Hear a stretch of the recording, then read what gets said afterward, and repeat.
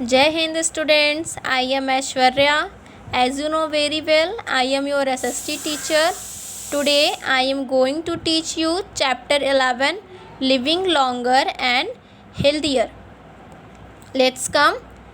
Man has made progress in all walk of life. He has found the way to live longer and healthier. आज man life में बहुत progress कर रहा है। वह नए नए तरीके ढूंढ रहा है जिस वजह से हम अपनी लाइफ को हेल्दी तरीके से सरवाइव कर सकते हैं। लॉन्ग टाइम एगो he did not understand disease. बहुत समय पहले वह नहीं जानता था कि बीमारी क्या होती है, उससे उसका इलाज क्या है, उसका रोकथाम क्या है, उसे कैसे रोका जा सकता है। But today the medical science is very advance. Modern equipments and techniques are developed to diagnose and cure the disease. पर आज इतने नए नए उपकरण बन रहे हैं, उसके द्वारा हम किसी भी बीमारी का इलाज कर सकते हैं, उसका निदान कर सकते हैं। Medical instruments, clinical thermometer. The temperature of a human body is measured by a clinical thermometer. Thermometer की हेल्प से हम किसी भी ह्यूमन बॉडी के टेम्परेचर को मेज़र कर सकते हैं। It measures the temperature in degree Fahrenheit और degree Celsius. It was invented by Gabriel Daniel Fahrenheit in 1714। Do you know the use of a room thermometer? The normal temperature of a human body is 98.4 degree Fahrenheit or 37 degrees Celsius. When the body temperature crosses this level, we have fever. जब हमारा body temperature इस level को cross करता है तब हमें fever होती है।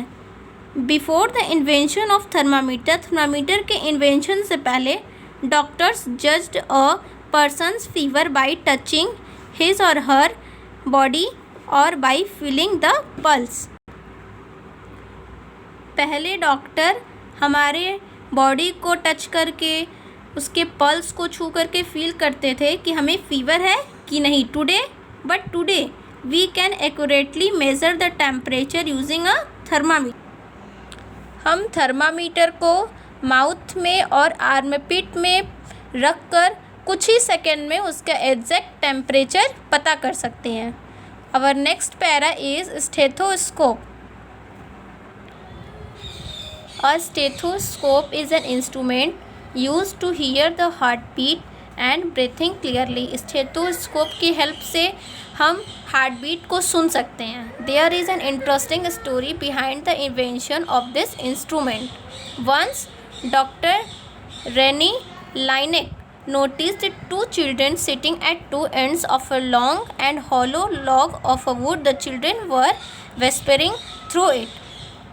उन्होंने एक बार नोटिस किया कि दो बच्चे खोखला लकड़ी के खोखले हिस्से पर एक साइड पहला बच्चा और दूसरे साइड दूसरा बच्चा बैठा हुआ है। Even the faintest sound could be heard through the log. The doctor got the clue.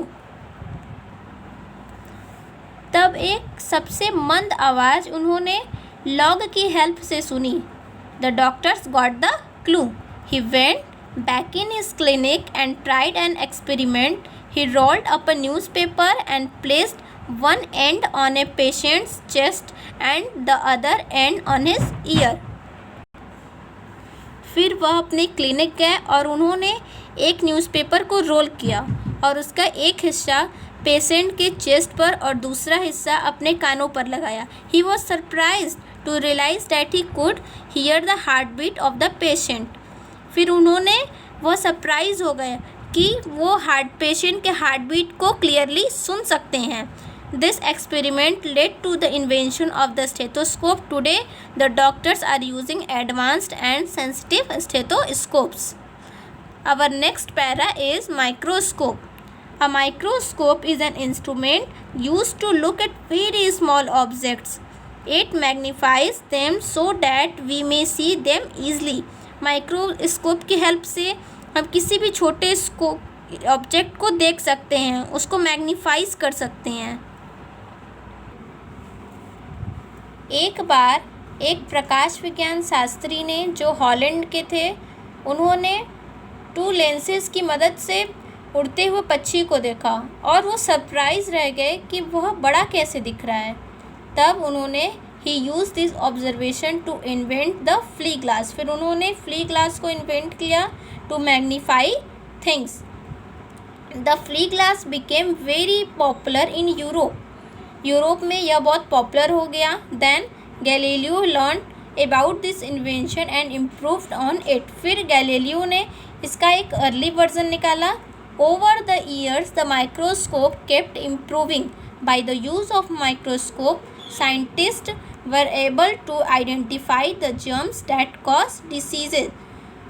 Microscope की मदद से साइंटिस्ट ने बीमारी, जिससे बीमारी होती है, बीमारी के कारण को यानी कि जर्म्स को आइडेंटिफाई करना, पहचान लिया, उन्हें आइडेंटिफाई करने में वो एबल हो गए। Before the ending video, I want to declare that this video has 2 parts. Our first part ends here and you will find the more explanation of this chapter in the second part of video.